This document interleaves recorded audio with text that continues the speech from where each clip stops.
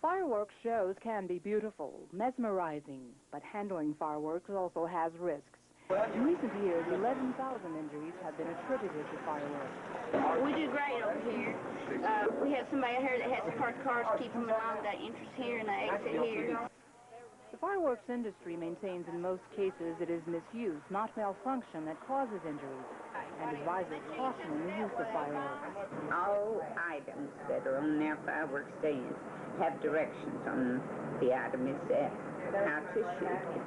And if they will follow that and just take the precaution that common sense tells you to take, then you don't get injured with fireworks.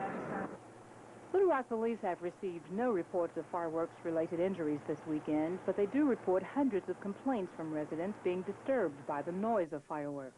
We have quite a few calls this time of year, and we realize that people are going to be out with the fireworks, and it's a hard problem to enforce. But if a problem persists, we will take enforcement action. The sale or igniting of fireworks within the Little Rock city limits without a permit is illegal and carries a fine of up to $50. The fireworks industry also advises that both the law and the handling of fireworks be respected. And I think people love fireworks, and I think it serves the same purpose as any other entertainment.